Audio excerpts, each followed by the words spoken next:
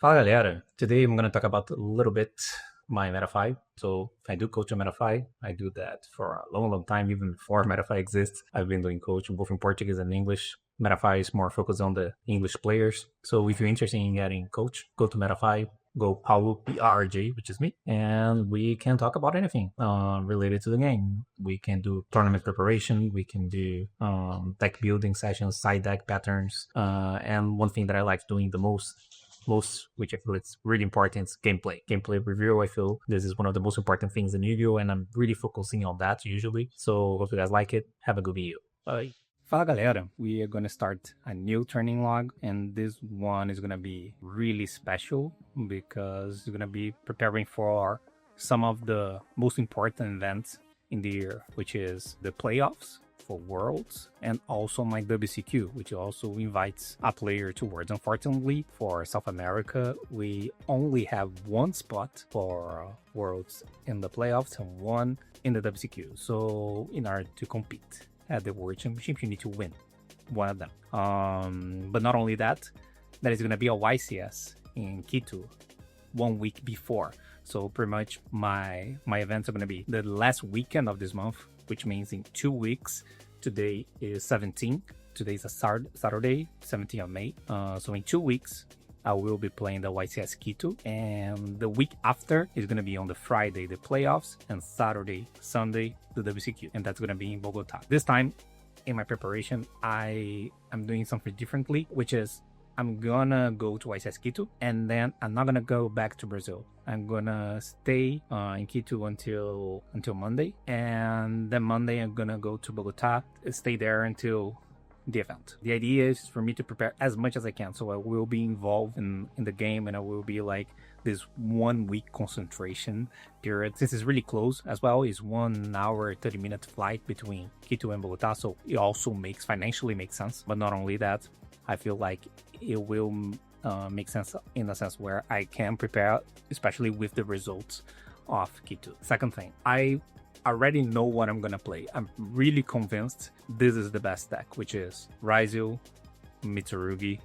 Finsmith. I feel like this version of the deck that we created, and I mean we because it's me, Juninho, and Pedro, that we played together in YCS El Salvador, and that worked really well, right? We got second place. We are also working together for those events, and I'm pretty convinced this is the best way of playing the game right now. And since the metagame is not going to change for those two events, fortunately, so I have time to prepare for something that I know what is going to happen. Why do I think this is the best version?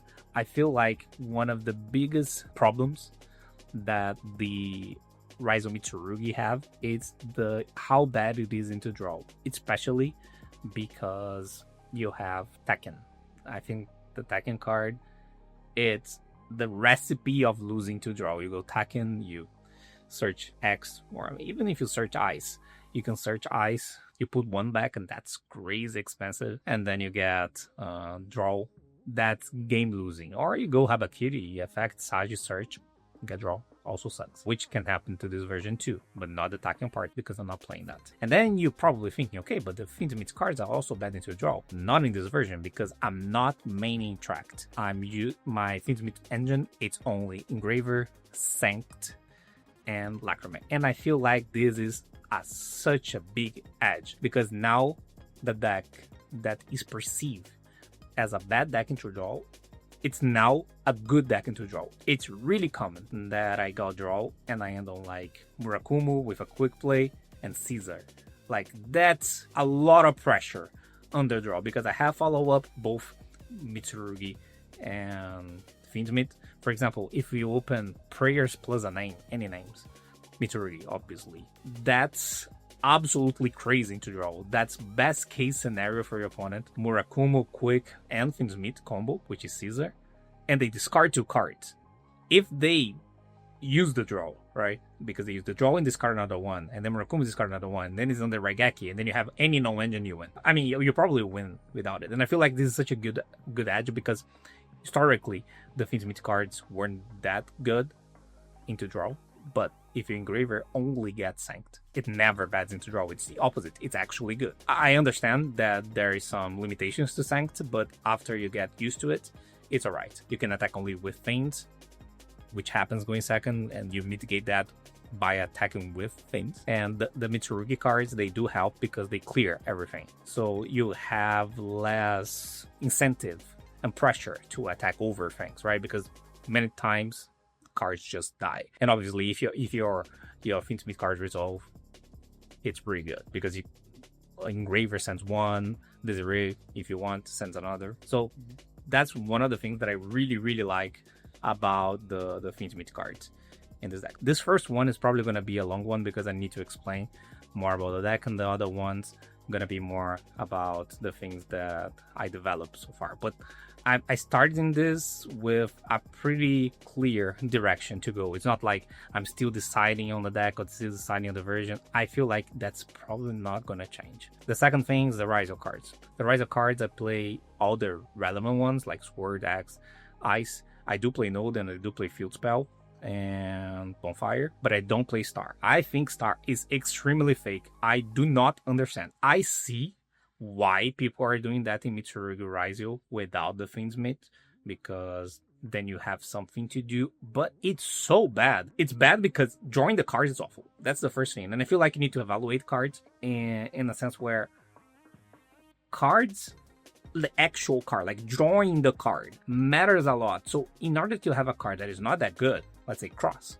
right? Cross is not that good to draw. That needs to be really important. You can't keep adding cards that increase your ceiling. And there's many examples of that in the history of the game, right? Things that either make some situation better or make a combo stronger or make a ceiling or whatever. There are many cards that like that, but they are bad to draw. You will probably have to have some of those cards in your deck, but you need to have as little as you can. Like you can't have that many. So you need to be really cautious. For example, I forgot to mention in the Things of Meat package, I'm not maining the Trap, the Paradise. So this is something that I decided to cut. So is the Star. I'm keeping trimming the deck. Usually I try to trim in cards like those and see if they are really necessary. So Star is definitely not necessary because even if, okay, let's say they go the card, the Taken, they go Taken, and I'm playing around draw, and that's like, and then you put a card back and get Ice, they draw. Okay, I have a plan, and your plans go Ice into Star, get Field Spell, make a detonator with 2 materials. This is unacceptable. I'm sorry. Okay, this is just not alright. Like this is 1 pop, 1 negate. You don't even draw. Like, I don't know, man. I don't know. Okay, I don't know. You put 1 card back, like it's so bad. Like it's unplayable bad. I don't get it. I don't understand. Maybe I'm missing something. I don't know. Maybe in the next video you go like, oh, I regret it. Maybe we should play Star. I don't think this is gonna happen, but I don't see the point. Like if cards resolve, you win. If Star, it's something that you search in the middle of your combo, it means you are in the middle of your combo, which means you already won. With the inclusion of the Mitsurugi cards, doesn't matter what you do, you win every time anything resolves. Okay, that's pretty much what happens. So your plans, and this is the base of this deck. This deck is made to play well into the problems. And I will get there. But one of the reasons to include the Finsmith that makes a lot of better into draw, but not only that, PRRRJYGO, which is really popular right now, even in the main decks. So Engraver helps in those 2 scenarios. I'm just playing those Raizio cards. Now Mitsurugi. I play all of them. I play 3 Habakiri, 3 Prayers, 1 Murakumo, 1 Ritual Spell, and 1 of each name. 3 names. I played for a while with 2 Prayers and 1 without Aramasa, and it's doable. It's definitely doable. You can do that, but I noticed the Mitsurugi cards are really good, and that's why I decided to add more copies of that, because I felt like I want to draw them, and they do help in that. And usually the way that you win games going second, it's through them. So I added within reason as many as I could. The second reason is that I had 2 Prayers and 0 Aramasa before, right? One of the things that I noticed is that one of the strongest play into draw and PRRRJYGO, and even for Wallows, I mean, against anything, is draw phase, Prayers, Tribute, Name. That's really strong. That's a 2-card combination. That's crazy good. Let's say you go draw phase, Prayers, Tribute, I don't know, Aramasa. Can be Habakiri, can be any of them, the triggers. I think Kusanagi works too. I think it's all of them. Okay, doesn't matter. Usually what that implies is that you're going to do, and the idea is to go first action, ritual summon Murakumo in the main phase. Okay, so you search everything. So let's say you tribute Aramasa, right? You go prayers, tribute Aramasa.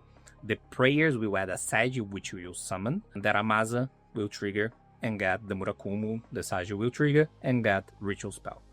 And then in the main phase, you do first action, ritual summon.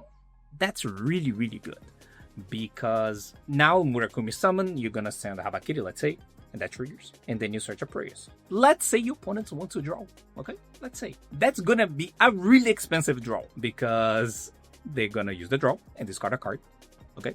And then you can normal summon Fualos, okay? You summon Fualos, and you make things meet combo alongside Murakumo with a praise in hand. That's absolutely ridiculous, okay? And I feel like this is what makes this deck so much better into draw. And draw is the most relevant hand trap right now, alongside Fualos and Turule, in my opinion. Like I said, this is gonna be a big one, because I don't think I will need to explain a lot of other things besides the things that I forget. Okay, whatever. I mean, you guys already watched the other one, was 1 hour. I'm not gonna, like, short myself, you know what I mean? Like, I'm not gonna, okay, you know, like, yeah, that's what I like. So this is the engine of the deck. Then there is no engine, which is something that is not as common. Before, I was already using 6 Muchamis when it wasn't that popular, right? I was using 3 Purule and 3 Fualos. I did that in Buenos Aires, which I got 3rd place, and then I'm using Houston too. That was perceived as risky. So you guys are not ready, because I'm maining 9 Muchamis now. Not only that, I also maining draw. I main all 12 Lingering Influence Gates besides Lancia, right? And the reason is, you cannot win games going second without those. This is not possible. For example, a card that people are still playing, and I feel like that's... I don't want to use behind, because, you know, the connotation, but it is, okay? It's been a while. You guys know how I feel about Imperm and Veiler for a while because of the other videos. Now it's much worse. Like, Imperm, right now, it's unplayable. The card, it makes you lose. Like, it's so bad. There is no way that you can use an Imperm that's gonna help you in any way. It's a bad board break, it's a bad hand trap, it's a bad defense going first. It just doesn't work. It's not really good combined with other things. I think Imperm is a really bad spot right now. I'm not even maining or siding any. I'm just not playing the card.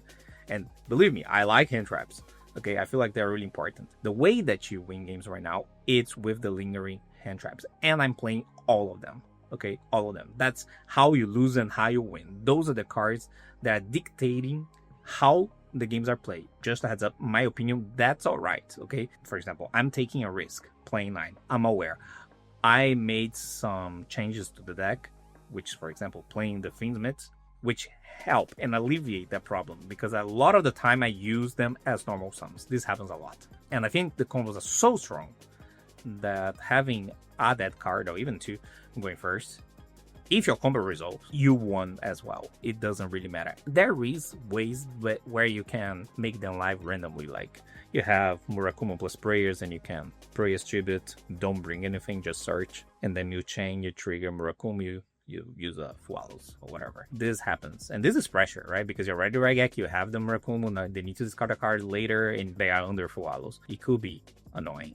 A lot of the times I use the Purule and the Fualos and the Meows as normal summons, especially combined with the Mitsurugi cards or the Fiendmeat cards, Engraver and Sect. That's something that I'm doing, and I'm really convinced on that. Like, I don't think there's any way, and that's another big edge, because people are really resistant. People were resistant at first to main the Purule, which was correct before. I think it's even more now, because Purule got better into Malice. But even the Meows is not that good into Rise of Mitsurugi, I give you that. All 3 are pretty good into Malice, and I think you can get away with Meows. I was thinking about the Meows the other day against Rise of Mitsurugi. I do side it out, but it's not as bad as it seems. If there is a match where you can afford to draw a bad card going second, it's this one, because you have the cost to always play with one less card, right? Because they almost always have Murakumo, which means you need to discard a card. So if you have that card, it's not the end of the world, because you need to discard something anyway. And even if that doesn't happen for some reason, let's say you have 2, right? Let's you have 2 Meows, or I don't know, man, you drew a Purula for turn, you already had a Meows or something like that. You discard one of them and you can use the Meows, and this Meow is going to be a later Psygoblin, because eventually they're going to bring the Murakumo back. So you draw at least 1 card. Using Meows when you go second and they start playing, it's usually not that good, because they have the tendency to not summon when they treat it, right? They go Murakumo effect and you go Meows, and they go just search, not summon. If they can do that, then you don't draw any cards. So it might be better to just like hold the card and use that as your discard fodder, because you need to have something. That's the other aspect that I do like about this whole situation. I'm pretty convinced on that. So, and the other hand trap that I use is Ash Blossom, and I feel like the main reason is because it negates the Muchamis. Not gonna lie, I treat Ash Blossom more as Call by the Raven Cross Out, which by the way I'm still playing, than the other cards. Pretty much this deck, it's a combination of engine, and I added more engine on top of what everyone is doing by adding the engravers, and those are reachable through plays, right? Pretty much if any card resolve in this deck, it reach all 3 engines. The Mitsurugi card resolve, you can do Rise when things meet. If Ice or a Bonfire resolves, not Axed. If Ice or Bonfire resolves, you also can do all 3. And if you do Engraver plus any level 4, it can be a Muchami. You also do all 3 engines. And so I'm playing Ash because it negates the cards that are a problem. Like, the cards that make you lose are Fualos, Draw, Purule. So having outs to all of them is cool, because I'm playing them, because I want to win going second, and I'm also having as many counters as I could against them, within reason. Again, the next card I'm playing, and I'm playing 3 of that, is Nibiru. I'm maining 3 Nibirus. You know what's funny? How deck building decisions, and I always like to talk about this, deck building decisions are completely attached to in-game play, technical play, things that happen in games, right? You cannot detach one thing from the other. You need to be a good player and have good analysis on technical play to have good deck building decisions. What changed? Before, I did play Purula, Draw, and Foils, right? I played those cards. And I couldn't get near Nibiru, because what happened like 1 month ago, 2 months ago? You use one of them, they go to Tornado Pass, and they don't summon 5 times, and this Nibiru sucks, right? That's what happened before. This is not happening anymore. People, the behavior of the play, and I feel like they are correct of doing that, it changed. They are going in. Why it changed, you might ask, right? Okay, why suddenly people start giving you more draws than before they weren't? Because the engine of the decks got stronger. If you pass on a detonator and they ritual summon, you lose, because the detonator doesn't do anything against a Murakumo that was just summoned. Because it popped one time, and then you pop, and then you chain the quick play, and then it goes back, and then you attack. Like, your detonator means anything. Like, you need to have more than that. And this also applies for Malice. Although Detonator is still pretty good against Malice, it's worse than before, because Malice has more, right? They have the rare, they have the Mista cards, like, they have more things, right? They have more push. And that changed a lot the way that people play. So, and again, correctly, I don't think they're wrong. I'm doing that myself. Like, if I get hit by Purula Fualos, I'm giving them 3, 4, even 5 draws depending. It could happen. I will get there, and there's a plan. Because you can't do that mindlessly, right? You can do that like without thinking. You need to know where you're going with that. Because of that, you need to have something to draw into. Because if they full combo, if you have 11 cards, you need to have something good. Because otherwise, you're gonna lose, right? Doesn't matter if you have 11 cards, if they full combo, you're not gonna lie. It's likely that you lose. So you need to have something to draw into. And you know who can you draw into? Nibiru. Nibiru is the card that punishes this behavior the most. That's what I recognized. Nibiru started as a one-off. Spoiler, I'm playing Granite. But then I realized it was getting better because people were playing differently. People, for example, in the beginning of Allen, even before Allen was released, like in the testing circles before that, right? Because people were already testing. A lot of people were getting hit by Muchamis, and they were doing, like, let's say Malice. They were doing shit like Red Ransom, get the quick play, side pass, because that's the interaction, right? And they were losing because the decks are insane, right? Especially Mitsurugi decks. Like, the Mitsurugi decks laughs at that. What I noticed is that people stop doing that. They go, okay, whatever, I'm gonna give you 4 draws and do more. And this also applies for Raizo decks. And then the more is into Nib. And when it's into Nib, it's annoying because they give you like 3 draws. So you have the ability to even already have the Nib or draw into it. So we're playing all copy 3. And when you drop this Nib in this situation, you almost always win. Because they can either pass, but you now have like an Nibirian 7 cards or shit like that. Or they continue. So you have like, I don't know, 10 cards. And they have like a half board. And then it's really annoying. Especially the way this deck is built, where you have things mid, so you can turn Nibiru into that, right? You can normal summon something, you can use a Habakiri. Another thing that happens a lot, like you have a Nibiru and you go Habakiri and you keep Sage on board because it's a 4, it's better than the Nib. So there's a lot of things you can do. So in my opinion, there's a lot of synergy. And the second thing is that Nibiru is the best card you can have going first. It's better than any of them, especially if you put pressure. And that's the reason I use Granite. And that's what I do. One of the things that I do if I get hit by a Muchami, which I cannot negate. So a lot of the time, one of the things that is more, but one of the things that I do is in the middle of my summoning, I do a Granite that starts a Nibiru. And even if they know you have a Nib, they can't ignore the pressure that you have and also play around Nib like it's impossible. They need to accept, even if they have like 10 cards. I will get there in the whole playing into Muchami's mentality. Okay, so yeah, that's the whole Nibiru thing. So I'm playing Nibiru in the deck. I feel like I talk about everything. 45 cards, which is not ideal. Okay, I would like to play less, but I couldn't find cards to cut. It's possible to cut things. You can cut like a Nibiru there. You can cut like, I don't know, man, Daramatsu. You can cut a thing here and there. But I felt more comfortable like this with all the copies. And now I feel like the Muchamis complements the Nibiru, and before it was the opposite. And this is a really big change in the behavior of the player that changed that. So you can't look at a naked card, right? You need to seek context. I love the words, right? Context. And the context changed a lot. Like, I feel like it flipped completely. And that's what I like about the game. And I don't know if everyone realized that yet. I feel like people are getting there. At least in the Nibiru part. The Imperm part, people are just lost. But people are attached to the past glories of Valor and Imperm. I feel like people give up on Valor already, but Imperm, I feel like people are still attached. This is going away, trust me. Extra deck, there are some interesting things. So I play the Fintumit cards, all of them, Caesar, whatever, Agundai, and then I play the rank 4s, right? Detonator, Aggregator, I will show the deck, okay? But I will talk about the different stuff. At the links, the biggest one is SP, and that's, I would say, is the flag spot of the deck, but I'm pretty convinced on SP right now. I really like SP, especially into boards, like makes your Fintumit better. It's really good into Baguska. It's one of the cleaner ways that you have to play into Baguska, and it's also an interruption that stays, which I like. And some hands you can make an SP going first. It's not that often, but it could happen. I really like SP. So what I'm not playing Exciton, which was the card that I had before the SP. I noticed that I wasn't doing Exciton enough, and I feel like that changed because Mitsurugi. I feel like the Mitsurugi take away the need for you to have something in an extra deck to blow up everything, because Urakuma does that a lot of the time, so you don't need to have 2 things. So I wasn't doing that enough, and I put the SP, which is a different card, something different in your extra deck, right? It gives you some versatility. Then I have the rank 4s, like Pharaoh Imps, whatever, and I feel like the 2 biggest ones that are different are Granite, which I already mentioned, and Baguska.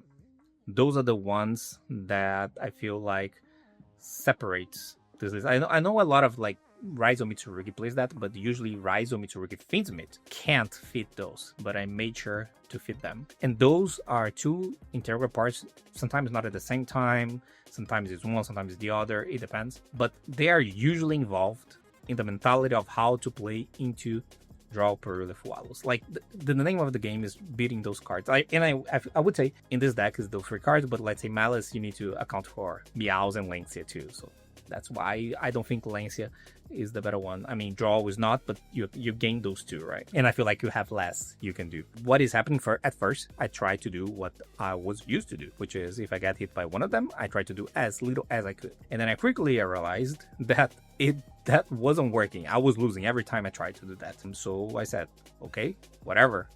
I'm gonna do things. So I opened hands here and start to figure out what is the best thing I can do within reason. So the idea is not always like that, but the idea is to give your opponent cards at the same pace as you get interactions. So every time I try to give them a card, let's say Fualos, okay, it means I made a Granite, which means a Nibiru. So usually this Nibiru that I got 1 card. and they got one card. This Nibiru usually means more than this one card. First, because a lot of the time, and this is something that you need to realize, let's say your opponent have 10 cards. It's not uncommon to happen. Not all of them are live at the same time. His hand is not one of each starter and extender and all the board breaks one of each. It's not. It's usually there's like sometime a disconnections there, like a brick, another Fualos, he drew a hand trap, maybe he has 2 normal summons, 2 of the same things once per turn, and then in reality, the hand is like 7 cards. It's not 10. But if you did a really annoying board, then you can survive. And that's the mentality. The mentality is you try to make, and I'm not going to say you do this because it depends from every hand, but the mentality is the same, which is you try to do enough that your opponent cannot ignore. So for example, if you have a detonator, it's not as pressure as Granite Baguska with, and this is where they come in clutch, the Fiend's Meeting Grave with some follow-up in hand. They cannot ignore that. They die if they do. They need to play, but you have a Nib, and I have a Baguska. So in order to, and they do all the Baguska, okay? All the decks have also Baguska, but that costs. Like they need to summon monsters without effect, and they need to make a link, and then they attack over or use an effect of Baguska, whatever. But now they are like 4 summons deep. You still have your Fiend's Meet, you still have your Nibiru. I'm not even gonna start with the whole Murakumo thing because that happens too. Like I pass a lot on that. Like Baguska, Granite, Murakumo in defense because of Baguska and quick play. And Fiend's Meeting Grave. How do you die? You don't. And the other thing is you need to survive well. You need to survive well, like healthy, you know? Healthy by life, but not as much as life, but more for follow. And Nibiru, Baguska, and Murakumo, they really help on that, way more than Detonator did. Especially because Detonator is usually the one that takes more summons to do. It doesn't make a lot of summons if you draw specifically Sword or X, but when you draw Ice, it takes 2, right, to make a Detonator. They usually do. The other ones are more annoying. Granite is insane. Sometimes you already have Nib, so when that happens, you don't need to make Granite. Sometimes you do, but when you're not on the Fualos. But if you do have Nibiru, you usually skip the part so they get 1 less draw even. So yeah, the most annoying part is the Fiend's Meet usually don't go really well into Fualo, so you probably need to give them 2 cards to get a level 4, and that's the worst part, but they are really good into draw and brilliant. And I correct that by playing the trap in the side deck. I will get the side deck, but I play the trap in the side deck. It means that I give them 2 draws, but I get the trap interaction at least both side. I wanted to not have the trap in the main deck because that could happen in the main deck too, but I decided to just do that in the side deck and have a more sensible deck. Game on.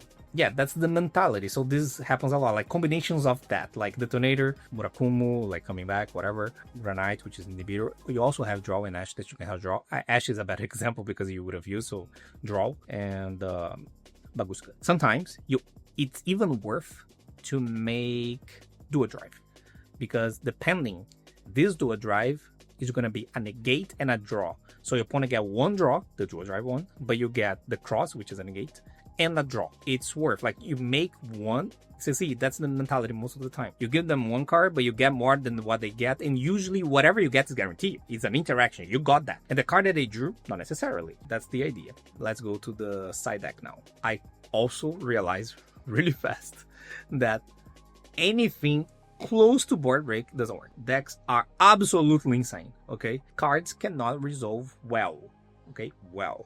Because your engine is also insane. That's the upside of this. Since your deck is also insane, you just need to not get completely destroyed. So my idea is to just add hand traps to the deck. For Malice, it would be Lancia. And what I'm doing, which is interesting, and this is one of the things that I'm going to test moving forward. I was going to talk about this later, but I'll talk about this now. The things that I'm going to pay attention to. The one that I'm going to test now. How the Bishops are into Malice. Because I was watching some Malice mirror matches where Bishops are, I wasn't feeling Bishops so bad. Because people are really obsessed with Splash Mage. And it's not that bad there. Like, it's actually good. Especially under Muchamis, which is the idea, right? They do this Splash Mage to play around Muchamis a lot of the time, especially Fualos and Perulia. And then cards like that could make your opponent be forced to play even more into things, right? And they are bodies. which I like, especially because I'm playing Fiendsmith. That's the first thing. So against Malice, I would be doing those 5. And against the mirror match, I would be doing 5 Bishops. And the 5 Bishops would be those 2 and 3 Baldrake. The Bishops against Raizo Mitsurugi, they are really good. They can be drew like later. Like you can draw off Muchamis and you can draw as like 6, 7, 8th card. Even if you draw as a top deck, it's not that bad because you're gonna guarantee you're not get Rageki most of the time. And that's exactly what you want. Like Rageki is the worst interaction you can get hit by your opponent. And you banish the Murakumo forever. I know it's not forever. There's ways they can get it back. They usually play 1. So there are ways, usually involves Kusanagi. So they need to find a way to get a Kusanagi, which you get that, and they need to ritual summon again. But usually they reach a spell, which is also 1-off most of the time. It's also engraved. So they can get it back, so they need to Kusanagi again.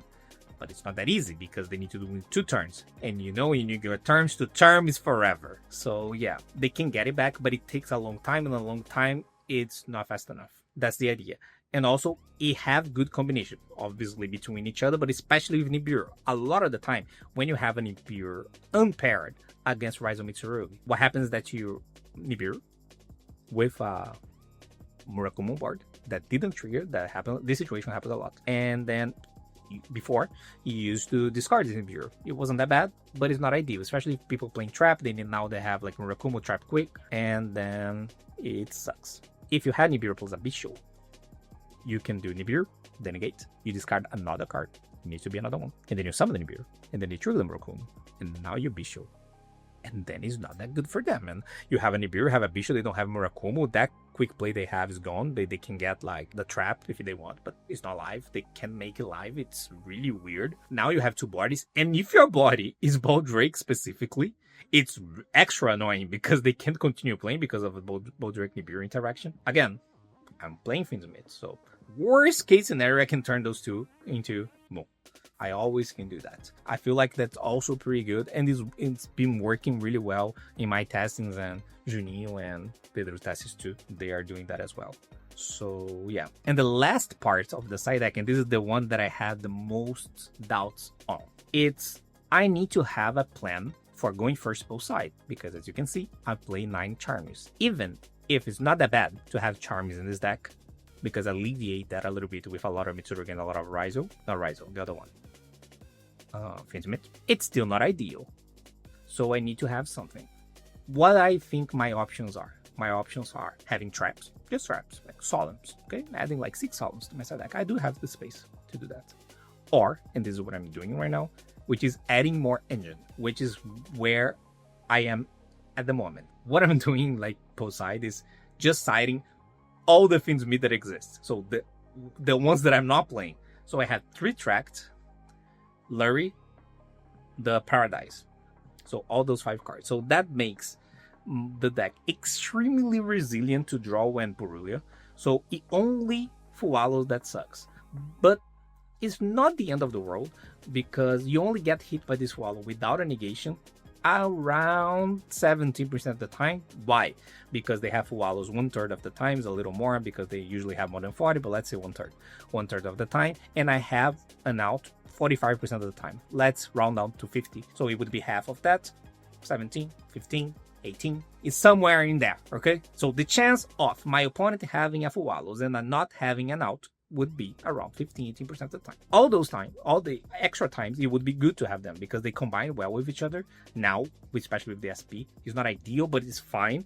Especially the draw or Purulia U, which, especially now, especially because now you have the trap too, so they got even better. It's impossible to break both sides because your deck has all the Mitsurugi, all the Fiendsmith, and all the Raizo. And I go even further than that because I'm testing a second Naramaza. And I like the second Naramaza because it makes your plays into Fualos even better. The play is, let me remember. If I go Naramaza effect, the Habakiri. Habakiri effect, they Fualos. And then I go Sagi, Grave effect, get quick. Usually if you get Fualos, the tendency is that you use Sagi for quick play. So you prayers tribute the one in hand, the Habakiri, trigger everything. You search, you wanna summon from hand. So you search the Murakumo and the Habakiri, get the field spell, and you reborn one, right? Because you tribute. So you're gonna reborn the Sagi. That's it. Yeah, you're gonna reborn the Sage. Then you can special summon Murakumo from your hand, tributing from your deck. So, but why the second Aramasa is important? Because if you don't have another level 4 in your deck, you can't use the ritual spell, sending the Kusanagi from your deck and something else, because there would be no something else, because the Sage and the Aramasa, they're on the board. They have 2 4s there, and then you can summon from hand. This situation, it's only 1 draw for your opponent so far. So now you have 2 4s and a Murakumo. Then Kusanagi triggers. I send 2 4s from deck because I have another one, and Kusanagi triggers, and I got the quick play back. Usually, in that situation, I would probably do at least the rank 4 here. So it could be Granite or Baguska. If you want to do even further, you can go even into the other one, the dual drive. So you have the options here. You have options, so you can choose from. So I really like that situation. So ways to mitigate these swallows. So yeah, I'm doing that. So I'm adding a lot of engines. So you just unbreakable both side. Like I don't know, man. If I break, I will do the math. It's probably around 99% because you have 95 already, but you add 6 engine cards to your deck, and the last card is a talent. So yeah, that's it. So I have those 7 cards. There's exactly the amount of cards that I wanted.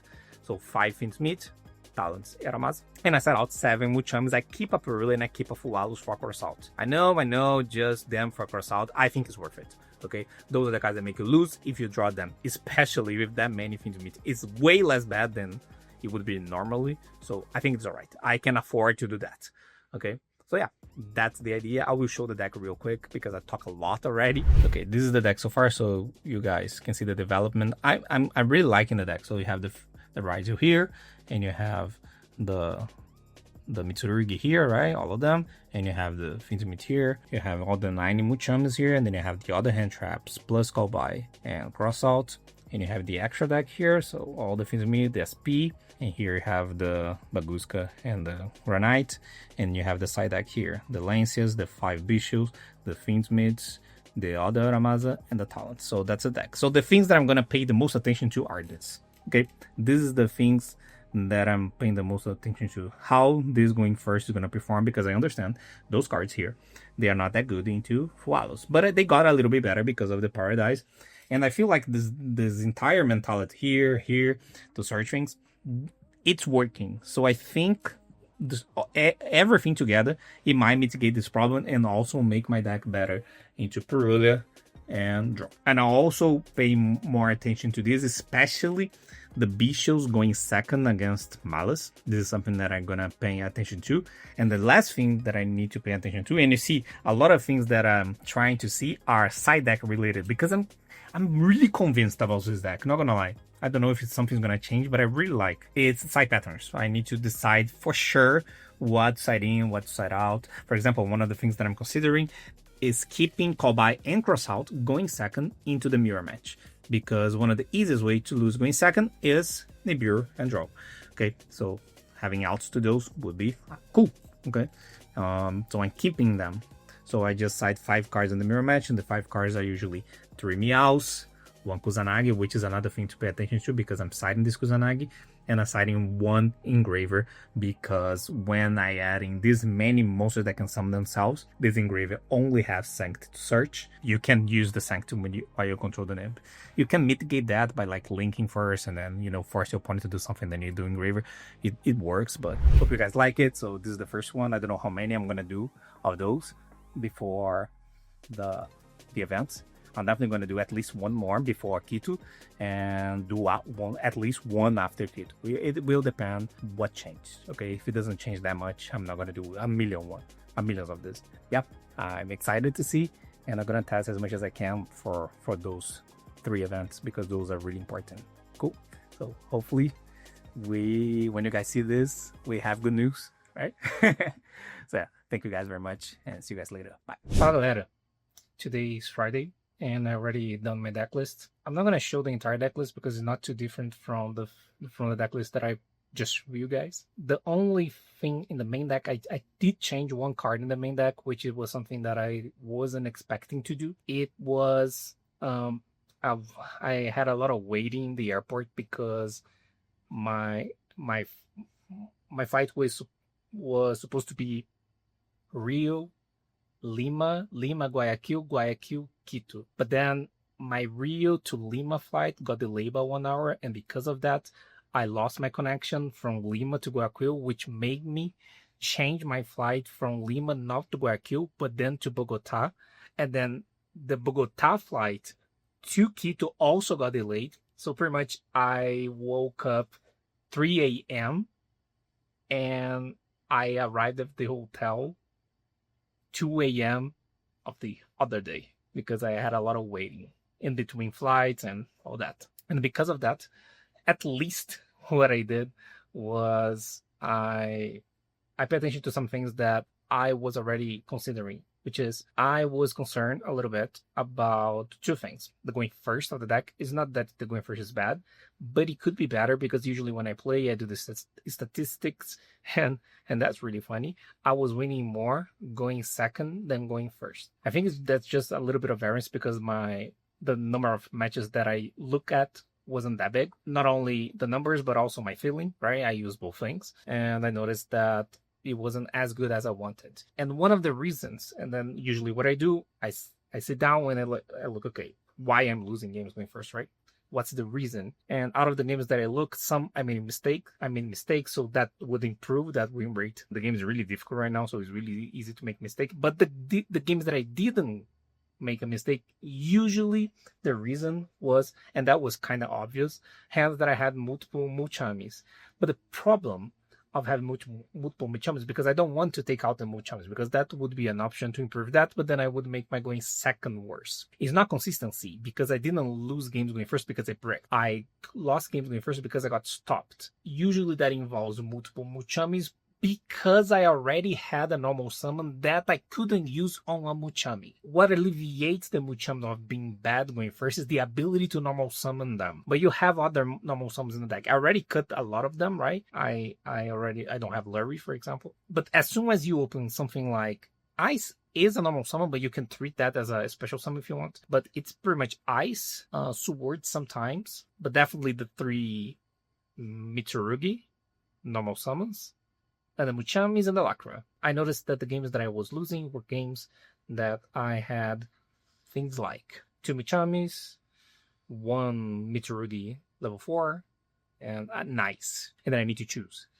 what I'm going to summon or something along those lines. I wanted to decrease the number of normal summons even further. The ways of doing that would be either cutting some Muchamis, but I really didn't want to do that, or cutting a normal summon. The only cuttable normal summon of the deck is Aramaza. I started playing this deck at first. I think I mentioned that. I started playing the deck first without Aramaza because you can do the combos. There are some situations where this Aramaza helps, especially when you want, for example, ritual summon from hand first action the Habakiri, and then you get the ritual spell from the grave with the Kusanagi, and then your ritual summon tribute to the Habakiri, and you bring the Murakuma and you gain extra body. But the body that you get extra is not a really good body. It's a Habakiri. It's not like a real body, you know? I feel like this play, it's better made in Raizo Mitsu without Fintmit. Because in that deck, having 2/4, 2 8s do something. You can do the rank 8. I cannot do that. I was already feeling a little bit weird about the Aramaza because not because of Aramaza itself, because in comparison to other normal summons, it's not even a bad normal summon. The problem is that it was competing as a normal summon with other cards, and also I wasn't using it. I was noticing that I was playing. What I mean by using it, it's not drawing it. It would be using it through my engine. So what I did, I had time, I went through my replays, and I started to pay attention at every single game. Did I use Aramaza, yes or no? If I did, that was the game, it was a game change usage of the card. I only won because I had Aramaza inside my deck, because X reason, okay? Because I needed to search an extra level 4, I needed an extra name in the deck, whatever, okay? And the answer was, I feel like I watched like 30 games, actual, no matches, games. It could be more. As I was watching the 30 games, I said, okay, this is enough. I only needed Aramaza to win. Like, I would have lost the game if it wasn't for Aramaza. One time in 30 games. And that's a really eye-opening number. So Again, I feel like I did this last time and I'm doing this again. When I have a feeling, what was the feeling? I think I need, and this is a perception that my brain gave to me based on my experience, right? But I don't stop there. I don't do decisions based only on that. So I did make sure. It was only one time. Most of the time, I didn't even use the Aramasa. What I mean by that is that I had the opportunity to ritual summon, for example, Tributing 2 from deck, but I decided not to because it wasn't necessary. And there were times that I did use it. I did use it like through my engine, not draw it, okay? I play out the game in my head, like as I see the plays, and it wouldn't change the outcome of the game. It not necessarily make me win or lose, but if it doesn't change the outcome, it's the same thing. Not necessarily need to change the outcome, turn a loss into a win. It did one time. So that's really eye-opening because I don't need this card. There are situations where you might need it, and I understand why I didn't play it first and then I decide to. And I think the reason is because, okay, why I changed, right? At first. And the reason was because I was opening hands, and in opening hand scenarios, for example, if you open Habakiri and you go Habakiri alone and you start playing and you get Fualos, for example, it would be better if you have Aramaz in your deck because you can do Murakumo plus quick play and a level 4 without tributing the level 4 and give the opponent only one draw. I can do the same thing without that Aramaza, but then I need to give up on my side on the board. The thing is, and it is better if you have a Daramaza, and there are the scenarios with prayers and too, like, and I'm not gonna go over all of them, but usually in hands where you're playing Mitsurugi alone, it could matter. But the thing is, that doesn't exist. It's so unlikely that you're gonna play games like those. And the one game that it did matter, it was a game that I was forced to play Mitsurugi alone because I think I sanked or something like that, and I got an Ash, and I did something else, and I got a second hand trap, and then I only had a Prayers, or I only had a Habakiri, or something like that. And then it mattered, because if I didn't had it, it would be worse, and I would have lost. But it was like a situation like this, like I got double hand trap, and then I needed to play by itself. Most of the time, that doesn't even matter. Like, most of the time, you just get draw. You know, you have other engines and then you don't need the Aramaza. I'm using a lot of time on this one because I feel like it's really important. I did cut the Aramaza completely out of the list. So, of course, I also gave up on the whole second Aramaza in the side deck. And I added the talents to my main deck because I feel like this situation. Oh, yeah. And 2 times I drew Aramaza out of those 30 games, which I feel like was low, but still. I drew it 2 times. And both times I won. Both times I would have won with either or, if it was talents or Aramaza, but if you talents would be better. Okay, for example, one time I won with Aramaza in my hand, but I didn't even use it. It was like a conflict situation, and I summoned an ice and it resolved. So it didn't matter. But obviously, having a talent that would be better, because if something happened, it would be better to have a talent. The other situation was really similar. I did use the Aramaza, but I already had a play. So what would happen is that my other play would also resolve, and I would have won anyway. But if something happens, the talent would be better than the Aramaza. So the 2 situations that I hard drew the card would also be better to have talents. And both situations were going first. With that in mind, I decided that instead of choosing in the side deck between going full trap or full Fiend's Meat, adding more engine, I decided to do both, a little bit of each. So I need to side out 7 cards. So what I'm doing right now, it's to tract,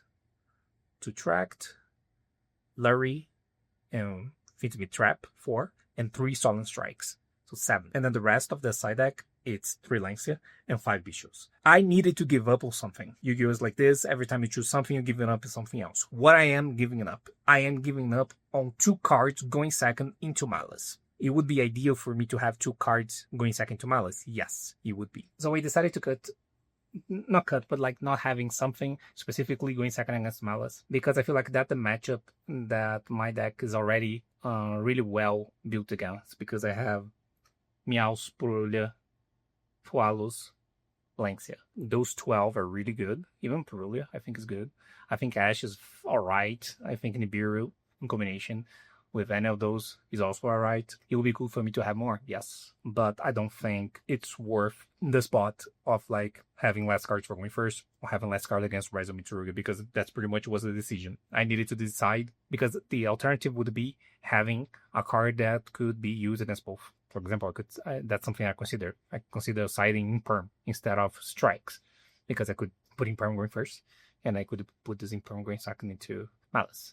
Then I decide not to do it because imperm, it's not ideal right now. So I would be better just deciding what I want to do better, which is I want to improve my going first, because both sides especially, it's a little bit more difficult. I give up on that a little bit. It's all right, I think. What I'm doing right now, I'm siding one tracked and one lurry. Wait a second, it's not the end of the world. Like, I have more engine, and at least my engraver has more versatility. That's what I'm doing. So I'm doing 3 lance and 1 tracked, 1 lurry, and I keep the sanct and have that. I consider, I thinking now, maybe I side out the sanct and also put another tracked. Maybe that's better, by the way. You need to think what is better in that aspect, but I don't think it's too different. And yeah, that's it. I decided to have the 5 bishops because I feel like the matchup where I need the most help to win Winsack is definitely Rise of Mitsurugi. It's by far, in my opinion, by far the best deck right now. I think it's much better than Malice, just because you don't have a lot of cards into it. The only card that you have into it that is not even guaranteed that you're going to win are Fualus, Perulia, and Draw. I feel like a lot of people are preparing really well into Draw, either by having defensive cards like the Flute Gates, you know, or having a play way out, just like I'm doing, which I prefer when Fiends Mets. Not even Draws work anymore, not a Perulia completely shut them down, because those cards don't shut them down, right? They just give you cards. And there are a lot of games you give your opponent 3-4 cards, but they have inconsistencies, like I said before, in those cards, and then you win anyway. So stopping them is actually really difficult. You probably don't, so you need engine into them. The cards that I liked the most were the issues, because it cut the Murakumo for a long time, usually forever, because most people play only one.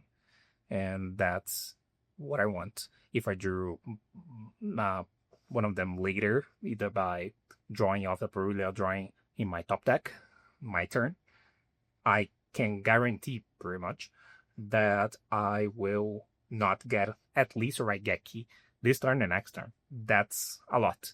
Also, the bishops are not that bad when they do plays like they do a drive early to play around Nib, but you actually have a bishop, and then they have field spell now, and then they will eventually tribute this Murakumo, and then you bishop. They then they have a decision, right? Because now they could be afraid of Nib and let Murakumo be banished, or they ignore Nib, negate the bishop.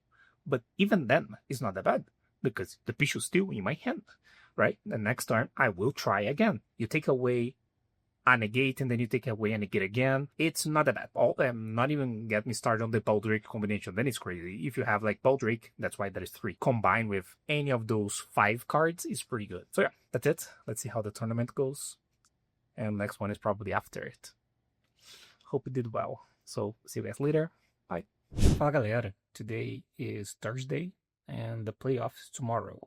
Just a recap, I played the YCS last weekend, and the top 32 was a solid result. And unfortunately, I couldn't go further. I lost to Malice in top 32, and not a lot I could do in the match. I feel like I played well overall in the tournament. So, and I did like the deck, but there are things that I'm gonna change for the playoffs. Another top, it was the 5th top, 50, right? 5-0. I'm really happy about that.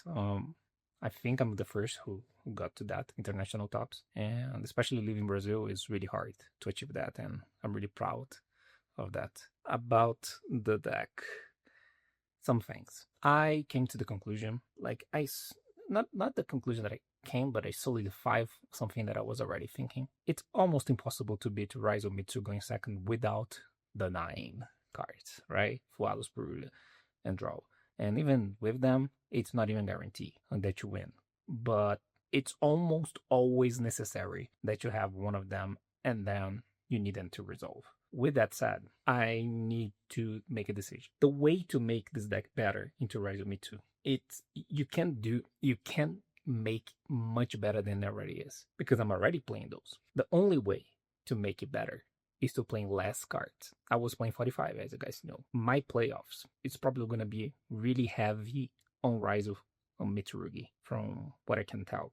I feel like an average experience for the playoffs, assuming going to finals, would be 3 Rhizomitsu, 1 Malice. Okay, that proportion. Pretty much all the decks in the event are going to be one of that. Maybe a Blue Eyes, maybe a Memento, maybe a pure Mitsurugi, but I think it's going to be most those decks. In order to improve against Rhizomitsu, I just need to play less cards, which is doable. I just cut the 2 Nibirus and 1 and 3 Meows. Obviously, that change will make the deck going second against Malice worse, but it will make going first against Malice better. One of the concerns that I have, I still do, but I feel like now is less with this deck overall, is something that I mentioned in the last video, which is I was feeling that going first was kind of weird, and that shouldn't be like this. But I mean kind of weird is that I wasn't feeling as strong as other decks, you know, because I was trying too much to win going second. So what I did this time, I'm playing 40 with all the gas possible and only 13 hand traps, because it's the Mochamis, the 6 Mochamis, draw, Ash, and 1 Nib. I think that's the best decision for this event and probably for WCQ, because I think Rhizomitsu, at least here, is getting more and more popular than Malice. People are not playing that much Malice. And even then, I feel like this decision improves against Malice or anything going first. It just decreases the deck going second against Malice. But that, it's already difficult. But I have all those cards both sides. So that's the first thing.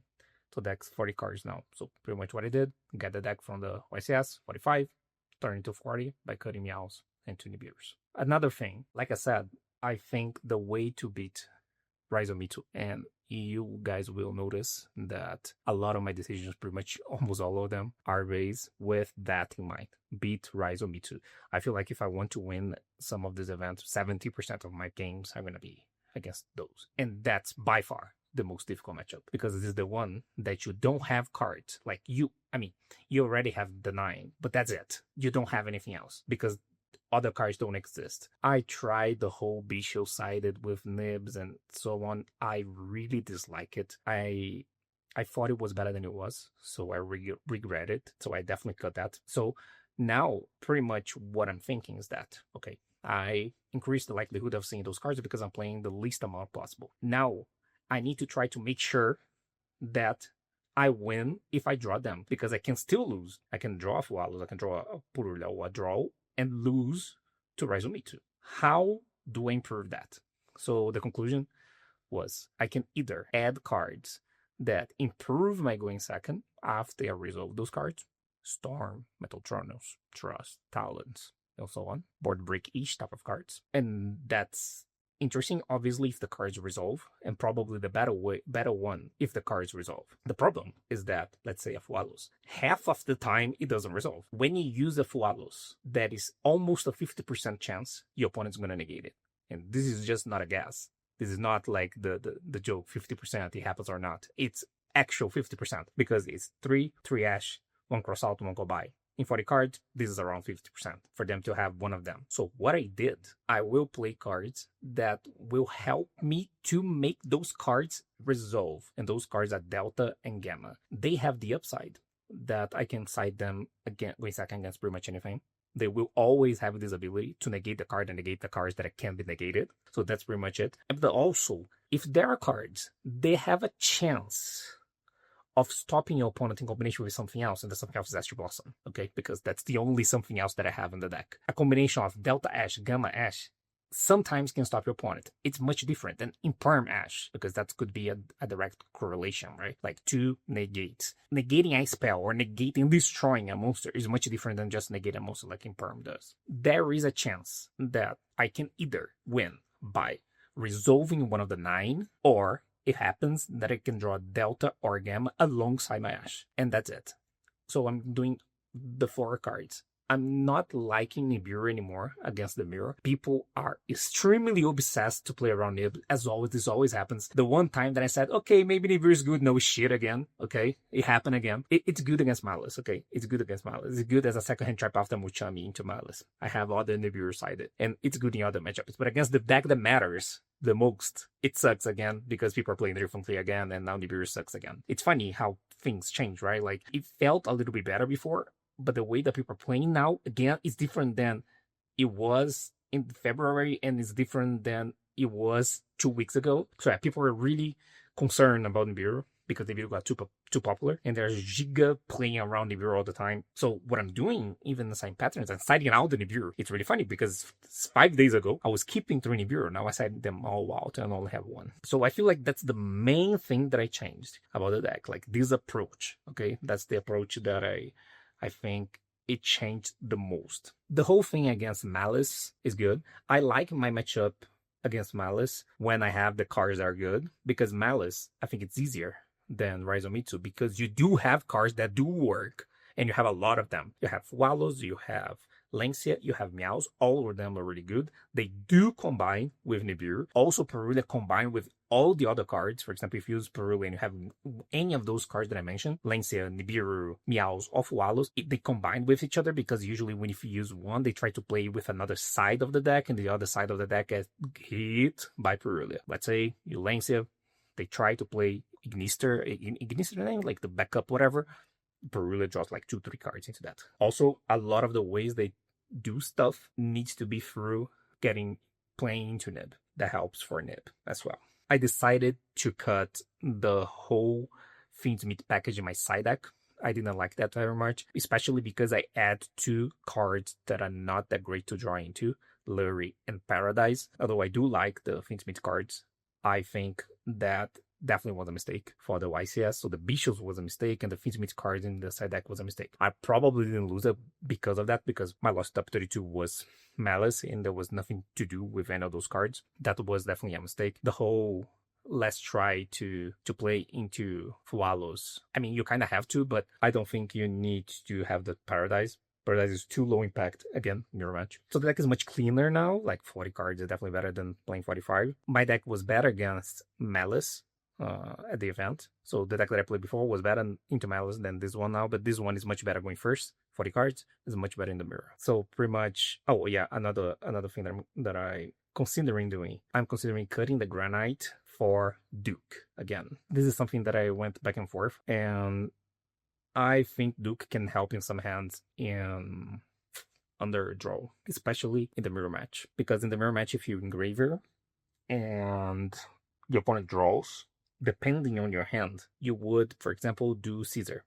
But Caesar against without a draw in your hand is really, really weak to X Bonfire. Taken 6 cards. That's a lot of cards. That's too many cards. That's like 60-70%. I don't know what are the odds, but it's more than 50. If I have Duke, I can do, if I had any level 4 in hand, I can do SP Babushka, which are also weak to that, but at least I do the SP as well. And the SP, for example, if they go X'd on my Babushka and chain, I can chain as well. And then I vanish, and then they have nothing to search because the sword can't be special, so they need to normal the sword. So pretty much that might make me not lose because they need to normal sword and get dice and then specialize and discard a card. That might be enough for me to not die. I don't know if it's going to be enough, but this is something that I'm considering. This is not the only upside of the card. For example, having Duke in your deck make your deck more resilient to negate. The deck is already resilient to negate, but it makes more resilient to negate, for example, the hands with Engraver +2 force, any force. I'm not saying 4 with effect, I'm saying 4 with no effects, like 2 Swallows. That beats 1 Imperma, 1 Nib with Engraver. You go Engraver and you go Lacrima, and then you go Normal Summon level 4, and you go Feral Whims. They either Nibiru or Imperm here. Then if you have Duke, you can go Engraver into Sequence, into Duke, into Normal some of the other level 1 that you have. And then you can make Agundai and bring Lacrima and make the one who searchers do a drive. If you don't have that, you can't do any of that. You need to pass on this array. And that's a really big difference between the two things. Let me show the deck. So that's the deck. So the starters, the deck is much better going first because now I have all the starters that I had before, right? All of those. But I have 5 less cards in my deck. I have that. Nibiru is by far the worst card in the deck. Now again, I cut the Granite for the Duke, but I kept the Nibiru because I need to have 3 Nibirus in my list. So I kept that to be drew off this and also at cross out targets. Not ideal, but I even consider main decking Gamma, not gonna lie. Gamma and driving and cutting a Nib and an Engraver. So this is something that could happen, I don't know, because I need to send a list until tomorrow morning. So this is the not so good cards. And I have the 3, so the deck is optimized for going first now. I mean, even if I have those, it is. And the side deck is this. So I had The 8 cards against Malice, they're pretty good because you combine with those, and they are pretty good. Those cards are really generic. I really like them. I've been testing the past couple days. They are overperforming. So I think I should have done that before. That was definitely a mistake. And I kept 3 cards for going first. And I kept strikes as my choice. I think, unfortunately, the best way to try to beat Fualos is having good defensive cards alongside it, like hard drew. So if you get hit by Fualo, depending on the situation, if you have, like, I don't know, a Nash, a draw, and a strike, you probably be fine, depending how you starter. And the extra deck's pretty much the same thing. I have the Duke there. It's either Duke or Granite. I'm probably going to play Duke. I think Granite is definitely win more. The time that you do Granite is means cards resolve. If cards resolve, you probably already won. It's unlikely that you need it. So the only situation where you do need Granite would be in situations where you get Fualos, like I mentioned. What was happening in reality is that I couldn't even make the Granite because I got Fualos, and then I got Impairment, then I got Nibiru, then I got, that's what usually happens. It's never only Fualos, right? It's a bunch of things together. It's better for you to just have defensive cards and don't play into Nibiru. That would be the ideal scenario. Game 1, you don't have a choice, so it's really annoying to play into Fualos game 1. You pretty much don't have a choice. But at least now I have 4 or 5% more of punishing these Fualos because of those cards. Because I play 40 instead of 45. That's it. The playoff tomorrow, I feel like I prepare well. Maybe I record a video after the playoffs and before the WCQ, or do one after both. I don't know. So we conclude this. Hopefully I have some good news for the future Paulo. Okay. I'm really happy. I hope everyone is still watching because this is probably way too long. But yeah, this is my entire preparation for this. Let's see how it goes. I think I'm prepared and I tested a lot, and I think this is really solid. So that's it. Hopefully I have good news soon, and bye.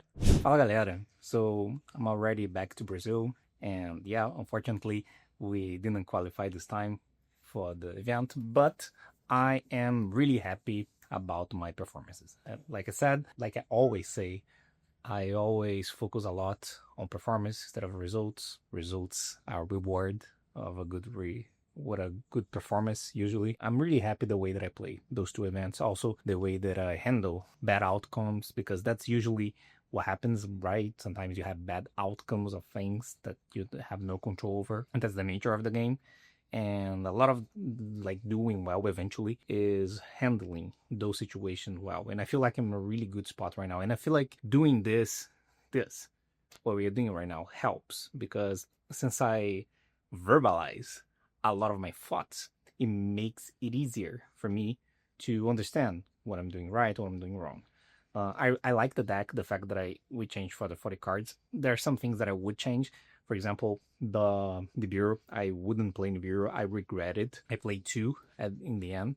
I would probably play 1 or 0, I think. Maybe it's a cross-out target at most, but I didn't like Nibiru much. I felt like that was a mistake. Not that it mattered. I don't think it mattered much. I even used a game 1 Nibiru well one time, but I noticed a lot of the time I wasn't doing really well on it, so probably I would have cut that. But I don't think that was the reason why I lost. So I lost twice at the tournament. I lost against the winner last round of day 1.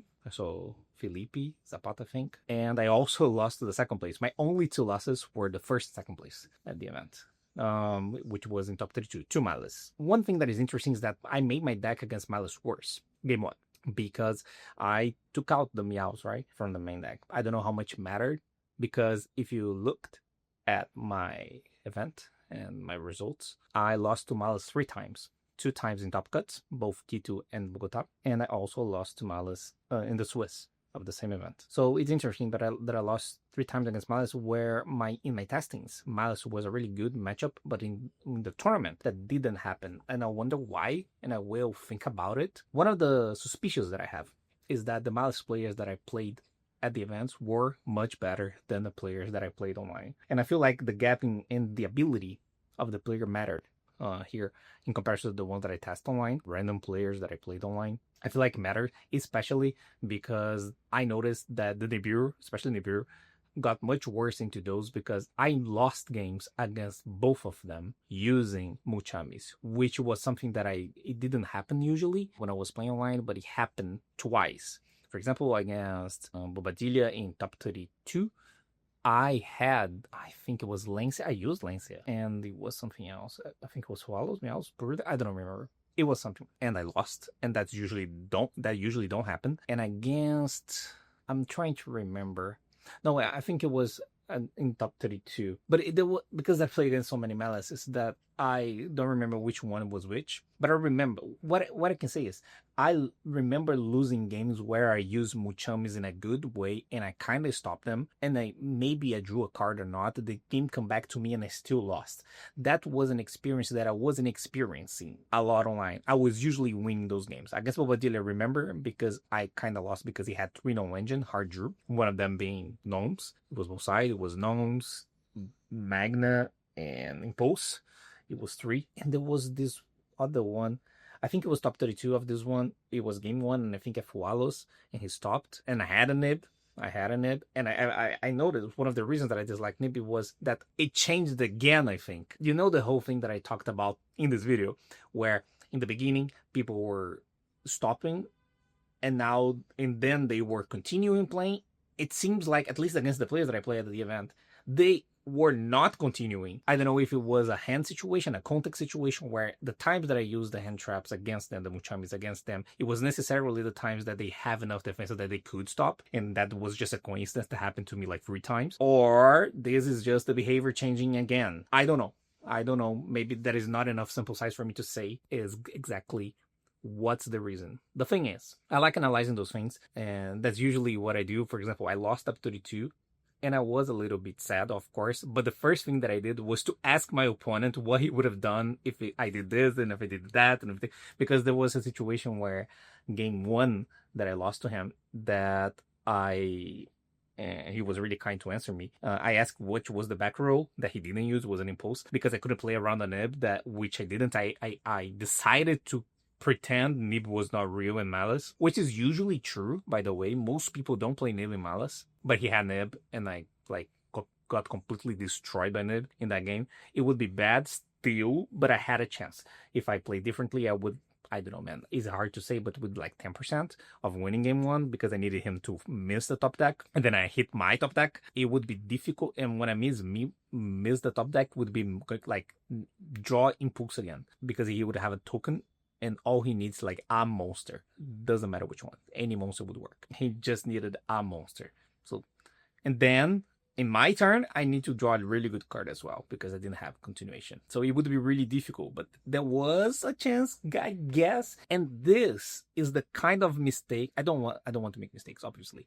But if I have to choose a type of mistake that I can make, is this type of mistake where, is this even a mistake? Like, I want to have mistakes that is even difficult to say if this is a mistake to begin with, because it's so subjective. There's so many variables, and this is when the game gets really complex, because you need to take consideration of the action of your opponent, which is really hard to say because you can't be on their head. Like, you can assume some things, but it's hard to know for sure. And then like doing completely right, because there was a way.